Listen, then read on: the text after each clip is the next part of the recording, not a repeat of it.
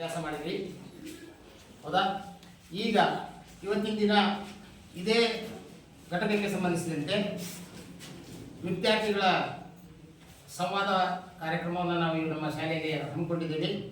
ನೀವು ಚಟುವಟಿಕೆಗಳ ಮೂಲಕ ಅಥವಾ ಸೆಮಿನಾರ್ಗಳ ಮೂಲಕ ಈ ನಮ್ಮ ಸುತ್ತಮುತ್ತಲಿನ ದ್ರವ್ಯಗಳ ಬಗ್ಗೆ ಚರ್ಚೆಯನ್ನು ನಿಮ್ಮ ಗೆಳೆಯರೊಂದಿಗೆ ಹಂಚಿಕೊಳ್ಬೇಕಂತ ತಮ್ಮಲ್ಲಿ ಕೇಳಿಕೊಳ್ತಾ ಇದ್ದೀನಿ. ಘಟಕ ಅದು ನಮ್ಮ ಸುತ್ತ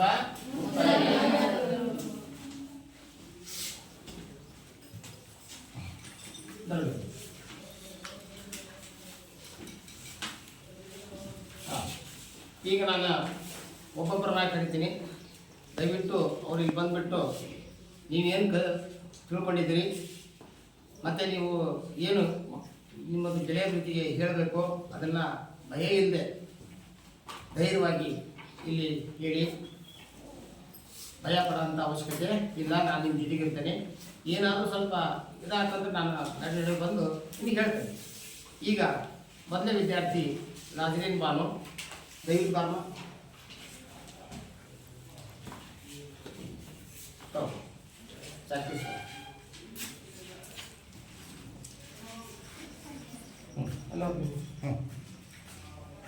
ನನ್ನ ಹೆಸರು ನಾಜರೀನ್ ಬಾನು.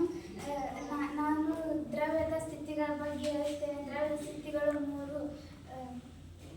ಮೊದಲ ದ್ರವ್ಯ ಅಂದ್ರೆ ಏನು? ದ್ರವ್ಯ ಎಂದರೆ ಸ್ಥಳವನ್ನು ಆಕ್ರಮಿಸುವ ಮತ್ತು ದ್ರವ್ಯರಾಶಿಯನ್ನು ಹೊಂದಿರುವ ವಸ್ತುಗಳಿಗೆ ದ್ರವ್ಯ ಎನ್ನುವರು.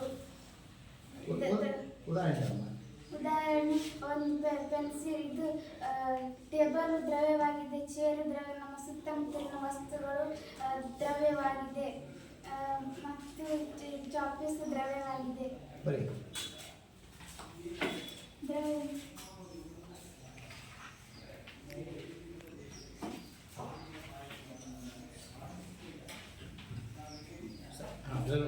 ಬಿಡು ಸಾಕು. ಅದು ಪ್ರಶ್ನೆ ಬರೀಬೇಡಮ್ಮ. ದ್ರವ್ಯ ಅಂತ ಚುಕ್ಕಿ ಇಟ್ಟು ಉತ್ತರ ಬರೀ ಸಾಕು. ಉತ್ತರ ಬರೀ ಸಾಕು. ಉತ್ತರ ಬರೀ ಅದಕ್ಕೆ ಒಂದು ಗೀಟ್ ಹಾಕೋದು. ಗೀಟ್ ಹಾಕಿ ದ್ರವ್ಯ ಅಂದ್ರೆ ಈಗ ಹಿಡಿದಿಲ್ಲ ಸ್ಥಳವನ್ನ ಸಣ್ಣ ಬರೀ ಸ್ಥಳವನ್ನು ಬರೀ ನೀಟಾಗಿ ಬರೀ ಎದ್ರು ಬಿಡ ಸ್ಥಳವನ್ನು.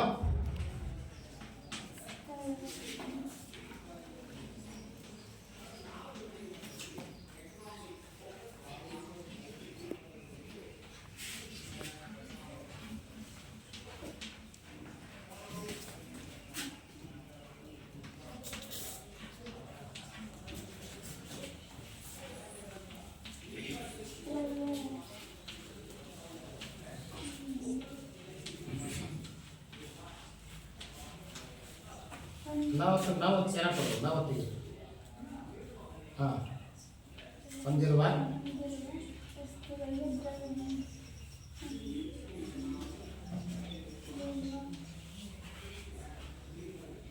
ಯಾವುದೇ ವಸ್ತುವಿಗೆ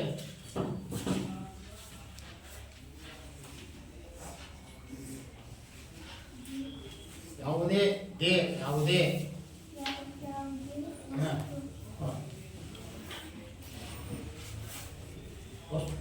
ವಸ್ತುವಿಗೆ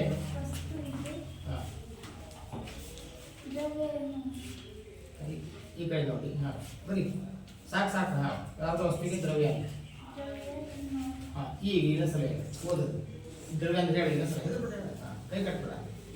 ಹೇಳಿ ಯಾರು ಹೇಳ್ತಾರೆ ಕೇಳಿ.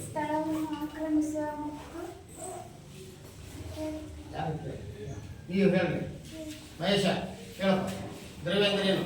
ದ್ರವ್ಯ ಎಂದರೆ ಸ್ಥಳವನ್ನು ಆಕ್ರಮಿಸಬಲ್ಲ ಹಾಗೂ ನಿರ್ದಿಷ್ಟ ದ್ರವ್ಯರಾಶಿಯನ್ನು ಹೊಂದಿರುವ ಯಾವುದೇ ವಸ್ತುವಿಗೆ ದ್ರವ್ಯ ಎನ್ನುತ್ತಾರೆ. ದ್ರವ್ಯಕ್ಕೆ ಉದಾಹರಣೆ chair, table, chalk piece, table, pen, book ಮತ್ತೆ ಇವುಗಳೆಲ್ಲ ಭೂಮಿ ಮೇಲಿರುವ ಎಲ್ಲ ವಸ್ತುಗಳಿಗೆ ದ್ರವ್ಯ. ಭೂಮಿಯಲ್ಲಿರುವ ಎಲ್ಲ ಪ್ರತಿಯೊಂದು ವಸ್ತುವಿಗೆ ಏನಂತ ಕರೀತಾರೆ? ಹಾಗಾದ್ರೆ ಈಗ ದ್ರವ್ಯದ ಬಗ್ಗೆ ಗೊತ್ತಾಯ್ತು. ಈಗ ನೆಕ್ಸ್ಟ್ ಹೇಳಮ್ಮ. ದ್ರವ್ಯದ 3 ಸ್ಥಿತಿಗಳ ಬಗ್ಗೆ. ದ್ರವ್ಯದಲ್ಲಿ 3 ಸ್ಥಿತಿಗಳು ಯಾವ್ಯಾವ? ಬರೀ ಘನ,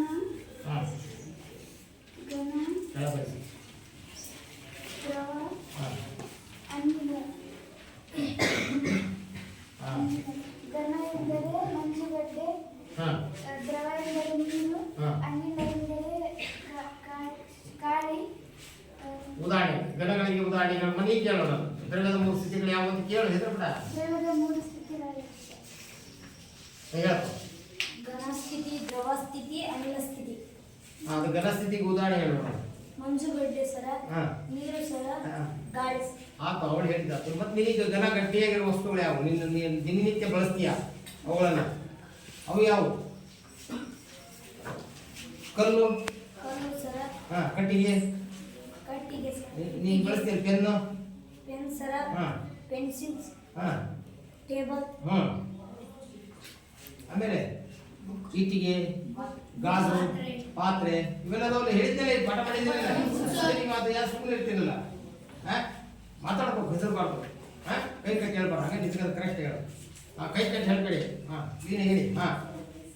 ಓಕೆ, ಅದು ನಾಳೆ ಕಾಣಿಸು. ಈ ಕಡೆ ನೋಡಿ. ಈಗ ದ್ರವ ಉದಾಹರಣೆ ಕೂತ್ಕೊಳ್ಳಿ. ದ್ರವ ಉದಾಹರಣೆ ಈ ಕಡೆ ಹೇಳಲಿ.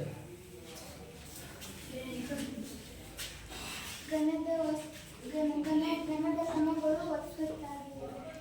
ಈ ತಡಿತದೆ. ಈಗ ನೀನು ದ್ರವ್ಯದ ಸ್ಥಿತಿಗಳ ಬಗ್ಗೆ ಹೇಳ್ಬೇಕು. ಫಸ್ಟ್ ಘನದ ಬಗ್ಗೆ, ಘನ ಸ್ಥಿತಿ ಬಗ್ಗೆ ಹೇಳ್ಬೇಕು, ಆಮೇಲೆ ದ್ರವ ಸ್ಥಿತಿ ಬಗ್ಗೆ ಹೇಳ್ಬೇಕು, ಆಮೇಲೆ ಎಲ್ಲ ಸ್ಥಿತಿ ಬಗ್ಗೆ. ಸರಿ, ಹೇಳ. ದ್ರವ ಸ್ಥಿತಿಗೆ ಉದಾಹರಣೆಗಳು ನೀರು, ಎಣ್ಣೆ, ಮಜ್ಜಿಗೆ, ಹಾಲು, ಡೀಸೆಲ್, ಸಿಮೆಂಟ್, ಪೆಟ್ರೋಲ್, ಇವೆಲ್ಲ ದ್ರವ ರೂಪದಲ್ಲಿ ಇದಾವಲ್ಲ, ದ್ರವ ಸ್ಥಿತಿ ಇರ್ತದೆ. ಹೌದಲ್ಲ? ಈಗ ಅನಿಲ ಸ್ಥಿತಿ ಯಾರು ಹೇಳಮ್ಮ? ಅನಿಲ ಸ್ಥಿತಿ, ಅನಿಲ ಸ್ಥಿತಿ ಗಾಳಿ, ಗಾಳಿ ಅಲ್ವಾ? ಹೊಗೆ ಅಲ್ವಾ? ಸಿಲಿಂಡರ್ ಅನಿಲ ಇದೆ. ಈಗ ನೆಕ್ಸ್ಟ್ ಹೇಳಮ್ಮ. ಈಗ ಹೇಳು. ಕೆಟ್ಟಿಗೆ ಹೇಳಿ, ಎದು ಬೇಡ ನೀನು. ನದಿನ ಬಾ, ನೆಟ್ ಬಾ. ಈಗ ಹೇಳಮ್ಮ. ಈಗ ಹೇಳ್ತೀಯ ಘನಸ್ಥಿತಿಯ ಗುಣಗಳು. ಘನಸ್ಥಿತಿಯ ಗುಣಗಳು. ಬಕ ಘನಸ್ಥಿತಿ ಸ್ಥಿತಿ ಗ್ರೇ ಘನಸ್ಥಿತಿ ಸ್ಥಿತಿಯ ಗುಣಗಳು. ದುಂಡು ಬರಿ, ನೀಟಾಗಿ ಬರಿಬೇಕು. ದುಂಡು ಬರಿಬೇಕು. ಘನಸ್ಥಿತಿಯ ಗುಣಗಳು. ಬೇಡ, ಧೈರ್ಯ ಮಾಡು. ಈ ಘನಸ್ಥಿತಿ ಗುಣಗಳು ಒಂದೊಂದು ಅಂಡರ್ಲೈನ್ ಮಾಡೋಣ ಮಾಡಿ. ನಂಬರ್ 1 ಹಾಕ. ಯಾಕೆ ಕ್ರಾಸ್ ಹೋಗ್ತೀರ? ಸೀದಾ ಬರಿ. ಇರಲಿ. ನಂಬರ್ 1 ಹಾಕ. ಘನದ ಕಣಗಳು ಒತ್ತುತ್ತವೆ. ಘನದಲ್ಲಿ ಹೇಳ ಬರೀ. ಘನದಲ್ಲಿ ಕಣಗಳು ಏನಾಗಿರ್ತವೆ? ಒತ್ತತ್ತಾಗಿರ್ತವೆ. ಘನದಲ್ಲಿ ಕಣಗಳು ಒತ್ತತ್ತಾಗಿರುತ್ತವೆ. ಒತ್ತತ್ತಾಗಿರುತ್ತವೆ. ಒತ್ತತ್ತಾಗಿರುತ್ತವೆ. ಏನಾಗಿರ್ತವೆ? ಒತ್ತತ್ತಾಗಿರ್ತವೆ. ಎರಡೇ ಗುಣ.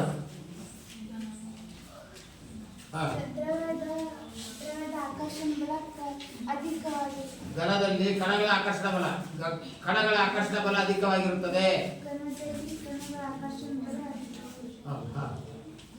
ಘನದಲ್ಲಿ ಕಣಗಳ ಮೇಲೆ ಆಕರ್ಷಣ ಬಲ ಏನಾಗಿರುತ್ತದೆ? ಹೆಚ್ಚಾಗಿರುತ್ತದೆ.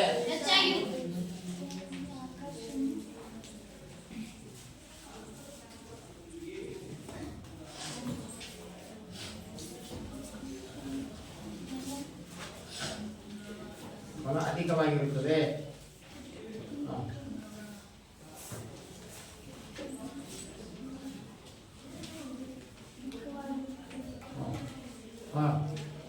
ಮೂರನೇದು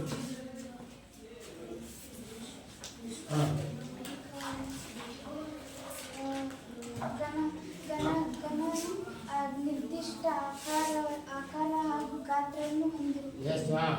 ಆಕಾರ ಮತ್ತು ಗಾತ್ರವನ್ನು ಹೊಂದಿವೆ ಅಂತ ಬರೀ. ಆಕಾರ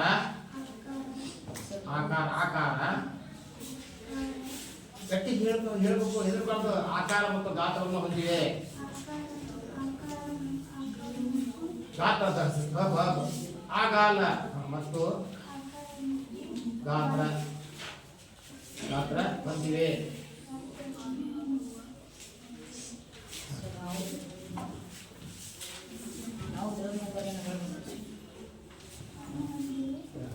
ಈ 4ನೇ ಗುಣ ಯಾರು ಹೇಳ್ತೀರಿ? 4ನೇ ಗುಣ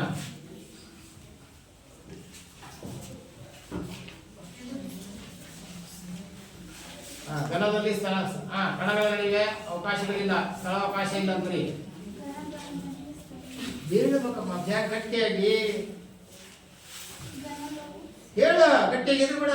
ಘನದಲ್ಲಿ ಗಣದಲ್ಲಿ ಕಣಗಳ ನಡುವೆ ಕಣಗಳ ನಡುವೆ ಆಕರ್ಷಣ ಬಲ ಆಕರ್ಷಣೆ ಅಧಿಕವಾಗಿದೆ. ಕರೆಕ್ಟು.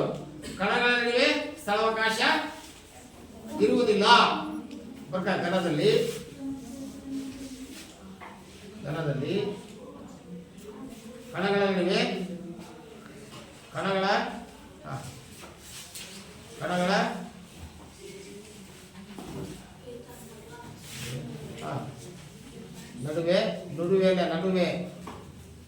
ಕೈಲೆ ವರ್ಷ ಕೈಲೆ ಕಣಗಳ ನಡುವೆ ಸ್ಥಳಾವಕಾಶ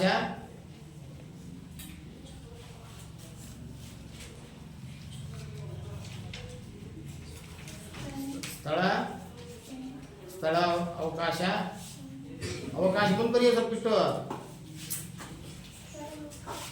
ಅವಕಾಶ ಬರೆಯಮ್ಮ.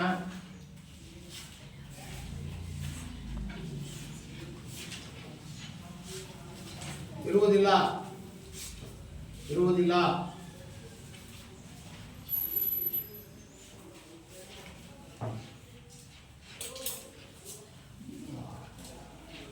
ನೆಕ್ಸ್ಟ್ ಐದು ಕೂಡ ಯಾರು ಹೇಳ್ತೀರಿ? ಸಂಪೀಡನೆ ನಗಣ್ಯ ಅಂತ ಬರೀ. ಸಂಪೀಡನೆ ಮ್ಯಾಗ ಇಲ್ಲಿ ಬರೀ ಎಣ್ಣೆದ ಈ ಕಡೆ ಎಣ್ಣೆ ಮ್ಯಾಗ ಬರೀ. ಸಂಪೀಡನೆ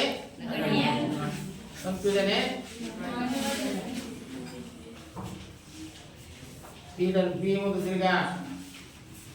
ಒಂದು ದೀರ್ಘ ಆಗಲ್ಲ ದೀರ್ಘ. ಸಂಪೀಡನೆ ನಗಣ್ಯ ನ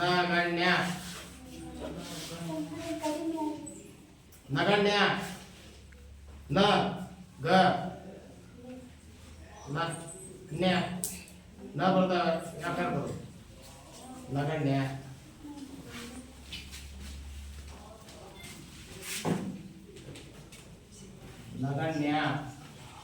ಈಗ ಈ ಕಡೆ ಬಾ.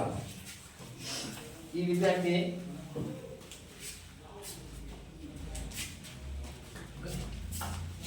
ಘನದಲ್ಲಿ ನೋಡಿ ಘನಸ್ಥಿತಿಯ ಗುಣಗಳು ಹೇಳಿದ್ದು. ಘನದಲ್ಲಿ ಕಣಗಳು ಒತ್ತದ್ದಾಗಿರುತ್ತವೆ. ಘನದಲ್ಲಿ ಆಕರ್ಷಣ ಬಲ ಅಧಿಕವಾಗಿರುತ್ತದೆ ಅಂತ ಹೇಳಿದ್ದು. ಆಕಾರ ಮತ್ತು ಗಾತ್ರವನ್ನು ಹೊಂದಿವೆ ಘನಗಳು. ಘನದಲ್ಲಿ ಕಣಗಳ ನಡುವೆ ಸ್ಥಳಾವಕಾಶ ಕಂಡು ಬರುತ್ತದೆ. ಘನದಲ್ಲಿ ಸಂಪೀಡನೆ ಸಾಧ್ಯವಿಲ್ಲ. ಅದಕ್ಕೆ ಸಂಪೀಡನೆ ಮಾಡಕ್ಕೆ ಸಾಧ್ಯ ಇಲ್ಲ. ಕಲ್ಲನ್ನ ಇಜಿಬಿಯಿಂದ ಸಿಟ್ಟು ಮಾಡಕ್ಕಾಗತ್ತ? ಇದು ಹೇಳಿದ್ದಿಲ್ಲ. ಇದೇ ತರ ಇದು ಬರಿಬೇಡಿ ಮೇಲೆ. ದ್ರವದ ಬಗ್ಗೆ ಹೇಳು. ದ್ರವದ ಬಗ್ಗೆ ಹೆಂಗೆ ಹೇಳೋಣ ನಾವು? ದ್ರವದ ಬಗ್ಗೆ ಹೇಳ್ತೀವಿ ಮತ್ತು ಅನಿಲದ ಬಗ್ಗೆ ಹೇಳು. ಈಗ ಬರಿಬೇಡ, ಹಂಗೆ ಹೇಳು. ದ್ರವ ಸ್ಥಿತಿಯ ಗುಣಗಳು.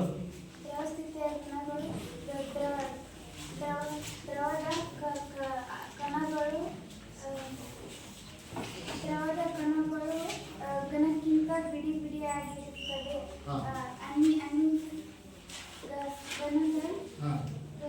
ಅಲ್ಲ, ದ್ರವದ ಬಗ್ಗೆ ಹೇಳಿ. ಈಗ ದ್ರವದಲ್ಲಿ ಆಕರ್ಷಣ ಬಲ ಕಡಿಮೆ ಇರುತ್ತದೆ. ದ್ರವದಲ್ಲಿ ಆಕರ್ಷಣ ಬಲ ಕಡಿಮೆ ಇರುತ್ತದೆ. ದ್ರವದಲ್ಲಿ ನಿರ್ದಿಷ್ಟ ಆಕಾರ ಮತ್ತು ಗಾತ್ರ ಇಲ್ಲ. ಹಾಕಿಟ್ಟ ಪಾತ್ರೆಯ ಆಕಾರವನ್ನ ಹೊಂದುತ್ತವೆ. ನೆಕ್ಸ್ಟ್ ಘನದಲ್ಲಿ ಕಣಗಳ ನಡುವೆ ಸ್ಥಳಾವಕಾಶ ಕಂಡು ಬರುತ್ತದೆ. ಹೌದಲ್ಲ? ಸಂಪೀಡನೆ ಮಾಡಬಹುದು. ಹೌದಲ್ಲ? ಇದು ಅನಿಲದ ಬಗ್ಗೆ. ಅನಿಲದಲ್ಲಿ ಕಣಗಳು ದೂರದಲ್ಲಿ ಜೋಡಣೆಯಾಗಿರುತ್ತವೆ. ಆಕರ್ಷಣ ಬಹಳ ಕಡಿಮೆ ಇರುತ್ತದೆ. ಆಕಾರ ಮತ್ತು ಗಾತ್ರ ಹೊಂದಿಲ್ಲ. ನಡುವೆ ಸ್ಥಳಾವಕಾಶ ಹೆಚ್ಚಾಗಿರುತ್ತದೆ. ಸಂಪೀಡನೆ ಮಾಡಬಹುದು. ಸರಿ, ಓಕೆ. ಬಾರ ಕೇಳಿ ವಿದ್ಯಾರ್ಥಿಗಳೇ, ಅವಳಿಗೆ ಎಲ್ಲ ರೆಡಿ ಅದಾರ. ಆದ್ರೆ ಇಲ್ಲಿ ಬಂದಾಗ ಭಯ ಆಗ್ತಾ ಇದೆ. ಭಯ ಪಡೋ ಅವಶ್ಯಕತೆ ಇಲ್ಲ. ದಯವಿಟ್ಟು ನೀವೇನು ತಿಳ್ಕೊಂಡಿದ್ದೀರಿ ಅದೇ ಬಂದು ಹೇಳಿ. ಹೌದಾ? ಮಹೇಶ್ ಬಾರ್ ನಿಮ್ದು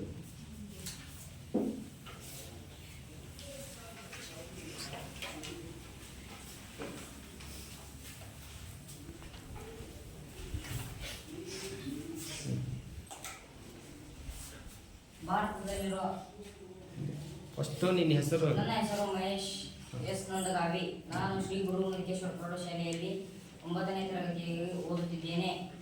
ದ್ರವ್ಯದ ಸುತ್ತಮುತ್ತಲಿನ ನಮ್ಮ ಸುತ್ತಮುತ್ತಲಿನ ದ್ರವ್ಯಗಳು. ದ್ರವ್ಯ ಎಂದರೇನು? ರಮೇಶ್. ಸ್ಥಳವನ್ನು ಆಕ್ರಮಿಸಬಲ್ಲ ಹಾಗೂ ನಿರ್ದಿಷ್ಟ ದ್ರವ್ಯರಾಶಿಯನ್ನು ಹೊಂದಿರುವ ಯಾವುದೇ ವಸ್ತುವಿಗೆ ದ್ರವ್ಯ. ಬರೀ ಬೇಡ, ಸಾಕು ಸಾಕು. ನಿಮ್ಮ ಮುಂದೆ ಬೇರೆ ವಿಷಯ ಆಗಲೇ ಏನೇ ಹೇಳ್ತಿದ್ದೆ ನಾನು. ದ್ರವ್ಯದ ಕಣಗಳ ಗುಣಗಳನ್ನು ಬರೆಯಿರಿ. ದ್ರವ್ಯದ ಕಣಗಳ ಗುಣಗಳು ಯಾವುವು? ದ್ರವ್ಯದ ಕಣಗಳ ಗುಣಗಳು ಅವ್ರ ಬಗ್ಗೆ ನೀವೇ ಹೇಳಿ, ಫಸ್ಟ್ ನೀವೇ ಹೇಳು. ದ್ರವ್ಯವು ಕಣಗಳು ನಿರಂತರವಾಗಿ ಚಲನೆಯಲ್ಲಿರುತ್ತವೆ. ದ್ರವ್ಯವು ನಂಬರ್ 1. ದ್ರವ್ಯವು ಕಣಗಳು ನಿರಂತರವಾಗಿ ಚಲನೆಯಲ್ಲಿರುತ್ತವೆ. ದ್ರವ್ಯದ ಕಣಗಳು. ನಂಬರ್ 2. ದ್ರವ್ಯದ ಕಣಗಳು ಪರಸ್ಪರ ಆಕರ್ಷಿಸುತ್ತವೆ. ನಂಬರ್ 3. ದ್ರವ್ಯವು ಕಣಗಳು ಮಧ್ಯ ಖಾಲಿ ಸ್ಥಳಾವಕಾಶ ಕಂಡುಬರುತ್ತದೆ.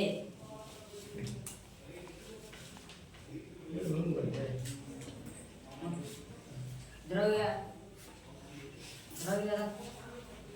ಸ್ಥಿತಿ ಯಾವುವು? ದ್ರವ್ಯದ ಸ್ಥಿತಿಗಳು ಯಾವುವು? 1ನೇದು ದ್ರವ ಸ್ಥಿತಿ, ಘನ ಸ್ಥಿತಿ, ಅನಿಲ ಸ್ಥಿತಿ. ದ್ರವ್ಯದ 3 ಸ್ಥಿತಿಗಳು.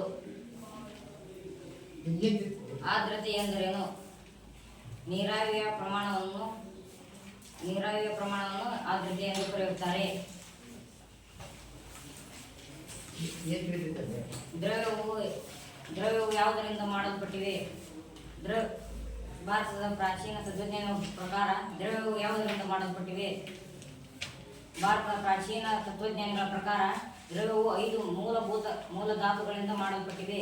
ಅದನ್ನು ವರ್ಗೀಕರಿಸಿದ್ದಾರೆ. ಅವುಗಳೇ ಪಂಚಭೂತಗಳು. ಅವುಗಳೆಂದರೆ ಗಾಳಿ, ನೀರು, ಅಗ್ನಿ, ಭೂಮಿ, ಆಕಾಶ. ಇವುಗಳು ಪಂಚಭೂತಗಳು.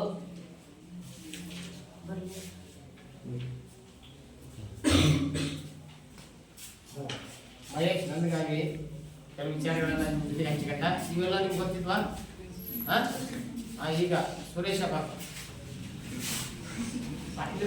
ಬರೋದಿಲ್ಲ ಇದ್ದೀಗ.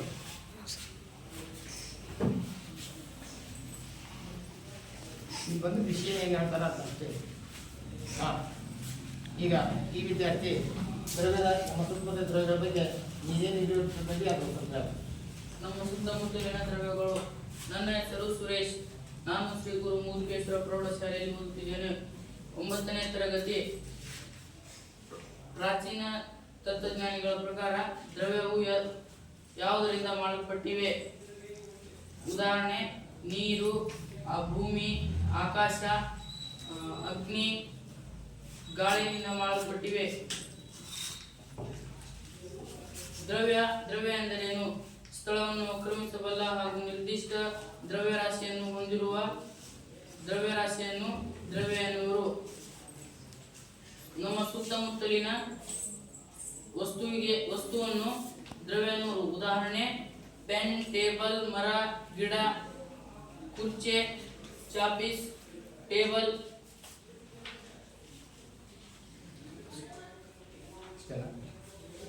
ನೆಕ್ಸ್ಟ್ ನೀವು ಬಾ. ಏನು ಬಿಡ್ತಿದ್ದೆ ಮುಂದೆ ಬಾ.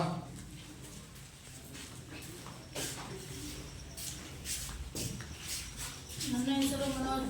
ನಾನು 9ನೇ ತರಗತಿಯಲ್ಲಿ ಕಲಿಯುತ್ತಿದ್ದೇನೆ. ನಮ್ಮ ಶಾಲೆಯ ಹೆಸರು ಶ್ರೀ ಗುರು ಮುರುಗೇಶ್ವರ ಪ್ರೌಢಶಾಲೆ.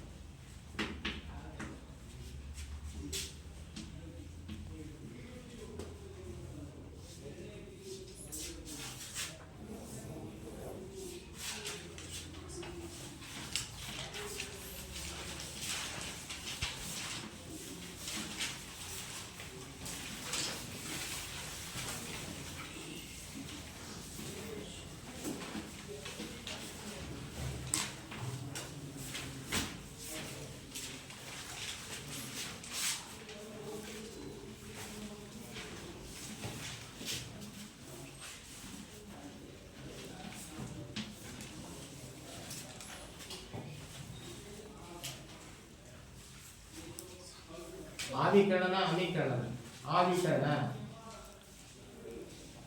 ಹಾಂ ಹಾಂ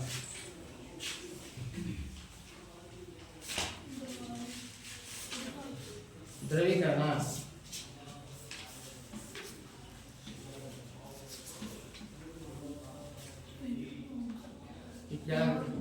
ಯಾಕೆ ಘನೀಕರಣ ಧ್ವನಿ ಅಲ್ಲ ಘನೀಕರಣ ಘನಿ ದೊಡ್ಡ ಘ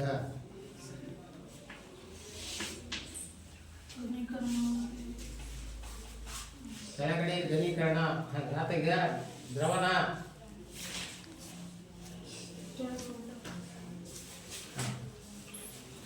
ಇದು ಸಾಧ್ಯ ಇವತ್ತು ಈ ವಿಷಯ ಇದು ಸಾಧ್ಯಕರಣ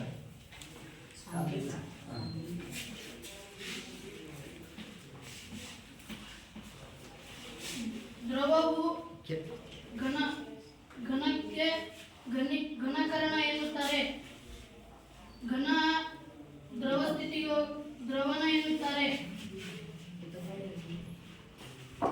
ಘನ ಉತ್ಪನ್ನನಾಗಿ ಅನಿಲ ಸ್ಥಿತಿಗೆ ಹೋಗುತ್ತದೆ. ಅನಿಲ ನಿಕ್ಷೇಪಣ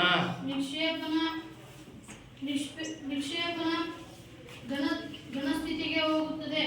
ದ್ರವವು ಕೇಳಿ ಆವಿಕರಣ. ಇದನ್ನು ಹೇಳ್ತೀವಿ. ಈಗ ಈ ವಿದ್ಯಾರ್ಥಿ ಸ್ವಲ್ಪ ಹೇಳಿಕೆ ಭಯ ಪಡ್ತಾರೆ. ಕೇಳಿದೆ ಇದು ದ್ರವ್ಯದ ಸ್ಥಿತಿಗಳ ನಡುವಿನ ಅಂತರ್ಪರಿವರ್ತಕಗಳು ಅಂತ. ದ್ರವ್ಯದ ಅಂತರ್ಪರಿವರ್ತಕಗಳಂದ್ರೆ 3 ಸ್ಥಿತಿ: ಘನ ಸ್ಥಿತಿ, ದ್ರವ ಸ್ಥಿತಿ, ಅನಿಲ ಸ್ಥಿತಿ. ಹೌದಾ? ಇಲ್ಲಿ ಘನ ಸ್ಥಿತಿ ಹೇಗಿದ್ರೆ ಘನವು ದ್ರವ ರೂಪಕ್ಕೆ ಬರಬೇಕಾದ್ರೆ ಏನಾಗುತ್ತೆ? ದ್ರವಣ ಅಂತಾರೆ. ಏನಂತಾರೆ? ದ್ರವಣ ಅಂತ ಕರೀತಾರೆ. ಘನ ಕರಿಗಿ ಯಾವ ರೂಪಕ್ಕೆ ಬಂತು? ದ್ರವ ರೂಪ ಬಂತು. ಅದಕ್ಕೆ ದ್ರವಣ ಕರಕ್ತು ದ್ರವಣ. ಈಗ ದ್ರವ ಘನ ರೂಪಕ್ಕೆ ಬರೋದಕ್ಕೆ ಏನಂತ ಕರೀತಾರೆ? ಘನೀಕರಣ ಅಂತ ಕರೀತಾರೆ. ಏನ್ ಕರೀತಾರೆ? ದ್ರವವು ಘನ ರೂಪಕ್ಕೆ ಬರುವುದನ್ನು ಏನಂತಾರೆ? ಈಗ ದ್ರವವು ಆ ಅನಿಲ ರೂಪಕ್ಕೆ ಬರೋದನ್ನು ಏನಂತ ಕರೀತಾರೆ? ಆವಿಕರಣ. ಅದೇ ಅನಿಲವನ್ನ ಮತ್ತೆ ದ್ರವ ರೂಪಕ್ಕೆ ಏನಂತ ಕರೀತಾರೆ? ಸಾಂದ್ರೀಕರಣ. ಹೌದಲ್ಲ? ಈಗ ಘನವು ಅನಿಲ ರೂಪಕ್ಕೆ ದ್ರವ ರೂಪಕ್ಕೆ ನೇರವಾಗಿ ಘನವು ದ್ರವ ರೂಪಕ್ಕೆ ನೇರವಾಗಿ ಅನಿಲ ರೂಪಕ್ಕೆ ಬಂದ್ರೆ ಉತ್ಪನ್ನ ಅಂತಾರೆ. ಅನಿಲ ರೂಪದಲ್ಲಿರ್ತಕ್ಕಂಥ ವಸ್ತುವು ದ್ರವ ರೂಪಕ್ಕೆ ಬರದೆ ನೇರವಾಗಿ ಘನ ರೂಪಕ್ಕೆ ಬಂದ್ರೆ ಏನಂತ ಕರೀತಾರೆ? ಅರ್ಥ ಆಯ್ತಾ? ಈ ತರ ಹೇಳಿದೆ. ಘನ, ದ್ರವ, ಅನಿಲ ಇವೇನಿವು 3 ಅಂತರ್ಪರಿವರ್ತಕಗಳು. ಅರ್ಥ ಆಯ್ತಾ? ಮತ್ತೆ ಬೇರೆ ವಿಷಯಗಳನ್ನು ಹೇಳ್ತೀನಿ. ಬೇರೆ ತಿಳಿದಿತ್ತು ಹೇಳೋದು. ಬೇರೆ ತಿಳಿದಿದ್ದು ಹೇಳು. ಕರಗುವ ಬಿಂದು, ಕುದಿಯುವ ಬಿಂದು ಅಂದ್ರೆ ಗೊತ್ತಿಲ್ಲ. ಕರಗುವ ಬಿಂದು ಎಂದರೇನು? ಘನ ಸ್ಥಿತಿಯಿಂದ ದ್ರವ ಸ್ಥಿತಿಗೆ ಬರಬೇಕಾದಂತ ಉಷ್ಣತೆಗೆ ಒಂದು ವಸ್ತು ಘನ ರೂಪದಿಂದ ದ್ರವ ರೂಪಕ್ಕೆ ಬರುತ್ತದೆಯೋ ಆ ತಾಪವನ್ನು ಏನಂತ ಕರೀತಾರೆ? ಕರಗುವ ಬಿಂದು ಎನ್ನುತ್ತಾರೆ. ದ್ರವ ಸ್ಥಿತಿಯಿಂದ ಅನಿಲ ಸ್ಥಿತಿಗೆ ಬರುವ ತಾಪವನ್ನ ಏನಂತ ಕರೀತಾರೆ?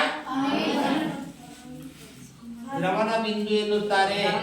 ಕರಗುವ ಬಿಂದು, ಕುದಿಯುವ ಬಿಂದು. ಇದಕ್ಕೆ ದ್ರವವು ಯಾವ ತಾಪದಲ್ಲಿ ಕುದ್ದು ಆವಿ ಸ್ಥಿತಿ ಅಥವಾ ಅನಿಲ ಸ್ಥಿತಿ ಬರುತ್ತದೆಯೋ ಆ ತಾಪವನ್ನ ಏನಂತ ಕರೀತಾರೆ? ಕುದಿಯುವ ಬಿಂದು ಎನ್ನುತ್ತಾರೆ. ಅರ್ಥ ಆಯ್ತಾ ಮಕ್ಕಳೇ?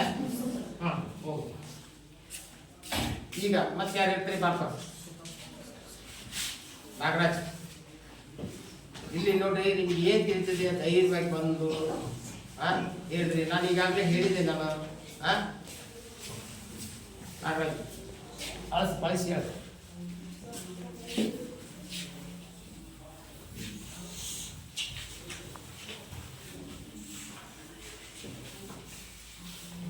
ನನ್ನ ಹೆಸರು ನಾಗರಾಜ್. ನಾನು 9ನೇ ತರಗತಿಯಲ್ಲಿ ಶ್ರೀ ಗುರು ಮುರುಕೇಶ್ವರ ಪ್ರೌಢಶಾಲೆಯಲ್ಲಿ ಓದುತ್ತಿದ್ದೇನೆ. ಈಗ ನಾನು ದ್ರವದ ಸ್ಥಿತಿಗಳ ಬಗ್ಗೆ ಹೇಳ್ತೀನಿ.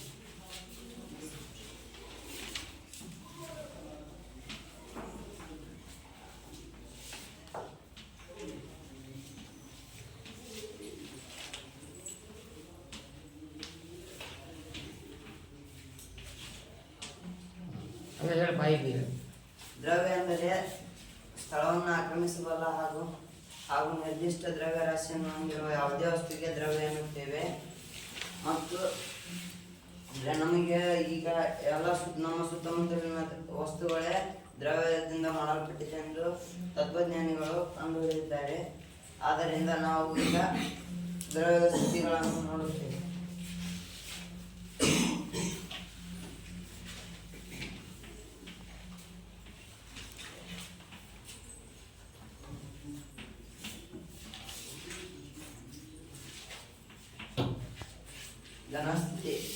ಘನಸ್ಥಿತಿಯಲ್ಲಿ ನಮಗೆ ಕಂಡುಬರುವಂತಹ ವಸ್ತುಗಳೆಂದರೆ ಕಲ್ಲು, ಮಣ್ಣು, ಟೇಬಲ್ ಆಗಿರುವುದು. ನಮ್ಮ ಸುತ್ತಮುತ್ತಲಿನ ಯಾವುದೇ ಗಟ್ಟಿಯಾಗಿರುವಂಥ ವಸ್ತುಗಳಿಗೆ ಘನ ವಸ್ತುಗಳನ್ನು ಘನ ವಸ್ತುಗಳು ನಿರ್ದಿಷ್ಟ ಆಕಾರ. ಆಮೇಲೆ ಹೇಳ ಫಸ್ಟ್ ದ್ರವ ಸ್ಥಿತಿ ಇದೆ, ಆಮೇಲೆ ಗುಣಗಳು ಹೇಳುವಂತೆ. ಫಸ್ಟ್ ಅದು ನೆಕ್ಸ್ಟ್ ಎರಡೇ ಹೇಳು ದ್ರವ ಸ್ಥಿತಿ ಎಪ್ಪಡ ದ್ರವ ನಾನು ನೋಡಿ ಹೇಳ್ಬೇಕು ಅಲ್ಲಿ ಆಮೇಲೆ ಅನಿಲ ಸ್ಥಿತಿ ಎದುರು ಮಾಡಿ ಹೇಳೋ ಧೈರ್ಯವಾಗಿ ದ್ರವ ಸ್ಥಿತಿಯಲ್ಲಿ ಯಾವ ವಸ್ತುಗಳು ಕೇಳಿ. ದ್ರವ ಸ್ಥಿತಿಗೆ ನಾವು ಈಗ ಮನೆಯಲ್ಲಿ ಬಳಸಬೇಕಂತ ಎಣ್ಣೆ ಆಗಿರ್ಬೋದು, ನೀರು, ಇಂಥ ಹಲವಾರು ವಸ್ತುಗಳನ್ನು ದ್ರವ ವಸ್ತುಗಳನ್ನು. ಈಗ ಮೂರನೇದಾಗಿ ಅನಿಲ ವಸ್ತುಗಳು. ಅನಿಲ ಸ್ಥಿತಿ ಅನಿಲ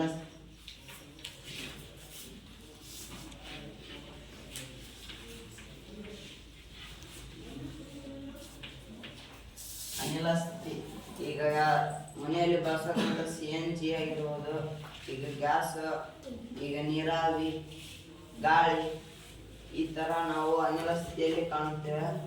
ಈಗ ಇದರ ಗುಣಗಳು ಮೊದಲನೇದಾಗಿ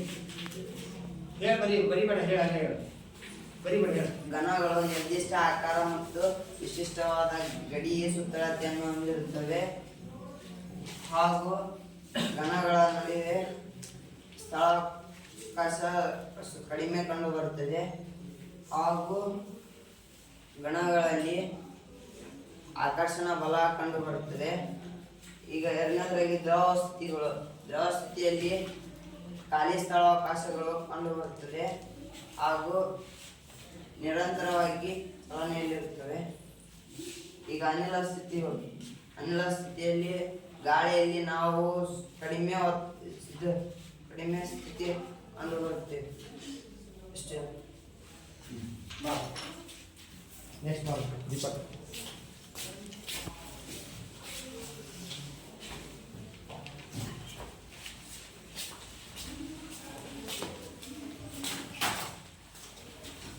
ನನ್ನ ಹೆಸರು ದೀಪಕ್ ಮಾರುತಿ ಪಟ್ಟಿದ್ದು. ನಾನು 9ನೇ ತರಗತಿಯಲ್ಲಿ ಓದುತ್ತಿದ್ದೇನೆ. ನಮ್ಮ ಶಾಲೆ ಹೆಸರು ಶ್ರೀ ಗುರು ಮುರುಕೇಶ್ವರ ಪ್ರೌಢಶಾಲೆ ಕಲ್ಕೇರಿ.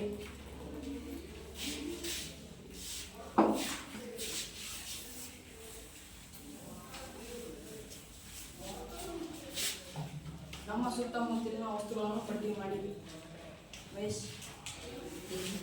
ನಮ್ಮ ಸುತ್ತಮುತ್ತಲಿನ ವಸ್ತುಗಳನ್ನು ಪಟ್ಟಿ ಮಾಡಿ. ಟೇಬಲ್, ಕುರ್ಚಿ, ಪೆನ್ನು, ಪುಸ್ತಕ, ಇವು ನಮ್ಮ ಸುತ್ತಮುತ್ತಲಿನ ವಸ್ತು. ಇಷ್ಟೇನಾ? ಇಷ್ಟೇ ಇರೋಲ್ವಾ? ಇನ್ನು ಮತ್ತೇನು?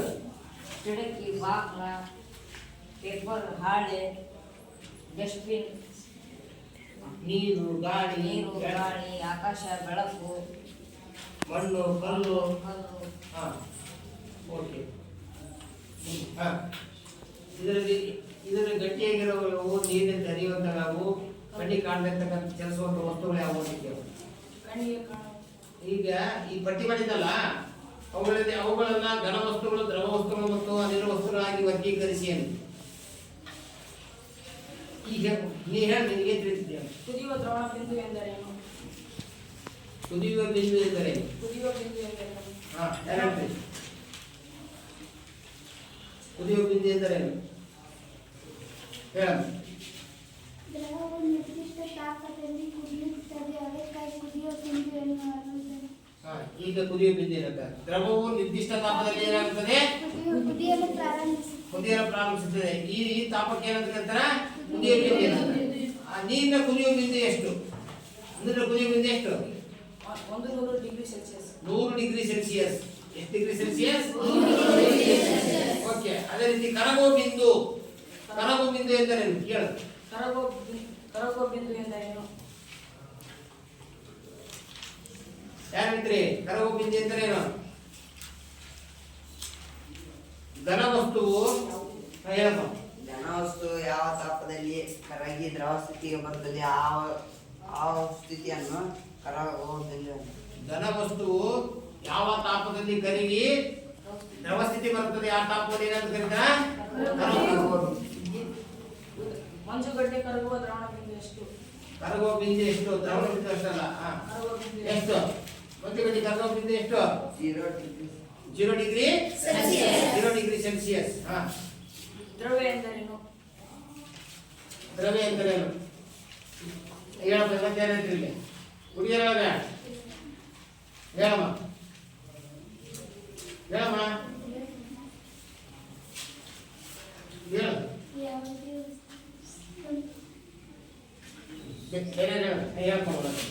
ಅವನ್ನು ಆಕ್ರಮಿಸಬಲ್ಲ ಹಾಗೂ ನಿರ್ದಿಷ್ಟ ದ್ರವ್ಯರಾಶಿಯನ್ನು ಹೊಂದಿರುವ ಯಾವುದೇ ದ್ರವ್ಯ ವಸ್ತು ಎನ್ನುವರು. ಯಾವುದೇ ವಸ್ತುವನ್ನು ಏನಂತ ಕರೀತಾರೆ? ದ್ರವ್ಯ ಎನ್ನುತ್ತಾರೆ.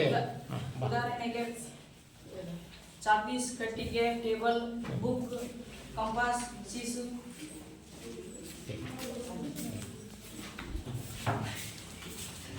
ಇದೆ ಮಕ್ಕಳೇ ಕೇಳಿ. ಈಗಾಗಲೇ ನಾನು ನಿಮಗೆ ಪಾಠ ಮಾಡುವಾಗ ಹೇಳಿದ್ದೇನೆ, ನೀವು ಇಲ್ಲಿ ಬಂದು ಡಿಸ್ಕಷನ್ ಮಾಡಬೇಕು. ಆಮೇಲೆ ನಾನು ಕೆಲವು ಚಟುವಟಿಕೆ ಮಾಡಿ ತೋರಿಸಿದ್ದೆ, ಅವುಗಳ ಚಟುವಟಿಕೆ ಇಟ್ಕೊಂಡು ಮಾಡಬೇಕು. ಭಯ ಪಡೋ ಅವಶ್ಯಕತೆ ಇಲ್ಲ. ಇಲ್ಲಿ ಬಂದಾಗ ಏನು ಮಾತಾಡೋದು, ಏನೇನೋ ಈಗ ಹೋಗಿ ಕಲ್ತ್ಕೊಂಡ್ಬಂದಿರ್ತೀರಿ, ಏನೇನೋ ಹೇಳ್ತೀರಿ. ದಯವಿಟ್ಟು ಹಿಂಗೆ ಆಗಬಾರ್ದು. ಯಾಕಂತ ಕೇಳಿದ್ರೆ ನಾನು ಎಲ್ಲ ಪಾಠ ಮಾಡಿದ್ದೀನಿ ಇಲ್ಲ, ಎಲ್ಲ ವಿಷಯಗಳನ್ನು ಹೇಳಿದ್ದೀನಿ. ಮತ್ತೆ ನೀವು ಅದನ್ನ ಬಂದು ಹೇಳ್ಬಿಟ್ರೆ ಗೊತ್ತವ್ರಿಗೆ. ಮುಂದಿನ ಪಾಠ ಮಾಡುವಾಗ ನೆಕ್ಸ್ಟ್ ಪಾಠ ಜೀವ ಜಗತ್ತು ಪಾಠ ಮಾಡ್ತೀನಿ. ಆ ಪಾಠ ಮಾಡಿದ ಮೇಲೆ ನೀವು ನೆಕ್ಸ್ಟ್ ಏನು ಮಾಡಬೇಕು, ಇಲ್ಲಿ ಬಂದು ಕೆಲವರು ನೀಟಾಗಿ ನಾನೇನು ಹೇಳ್ತಾನೆ ಹೆಂಗೆ ಮಾಡ್ತಾನಲ್ಲ ಅದೇ ಟೈಪ ವಿಷಯಗಳನ್ನು ಮಂಡನೆ ಮಾಡಬೇಕು. ಮಾಡ್ತಿರಲ್ಲ? ಮುಂದಿನ ಅಧ್ಯಾಯದಲ್ಲಿ ನಾವು ಈಗ ಇದು ಮಾಡೋಣಂತೆ. ಅರ್ಥಾಯ್ತಾ? ನೆಕ್ಸ್ಟ್ ಇಪ್ಪತ್ತು ಏನು ಮಾಡ್ತಾರೆ ಗೊತ್ತಾ? ಎಲ್ಲ ಪ್ರತಿಯೊಬ್ಬ ವಿದ್ಯಾರ್ಥಿನೂ ರೆಡಿ ಆಗಬೇಕು. ಸೆಮಿನಾರ್ ಒಬ್ಬೊಬ್ಬರು ಒಂದು 5 ನಿಮಿಷ ತಮ್ಮ ವಿಷಯವನ್ನು ತಮಗೇನು ತಿಳಿದಿರ್ತೋ ಅದನ್ನ ಹೇಳಿದ್ರೆ ಮುಗೀತು. ಇದೆ ಚರ್ಚೆ ಮೂಲಕ ಪಾಠವನ್ನು ಕಲಿಬೋದು. ಹೌದಾ? ಸಂವಾದ, ಒಬ್ರಿಗೊಬ್ರಿಗೆ ಕೇಳೋದು, ಕುಚ್ ಮಾಡೋದು, ಮಾತಾಡೋದ್ರಿಂದ ನಾವು ವಿಷಯವನ್ನು ಕಲಿಬೇಕು. ಆಯ್ತಾ ಮಕ್ಕಳೇ? ಸರಿ, ಎಲ್ಲರಿಗೂ ನಮಸ್ಕಾರ.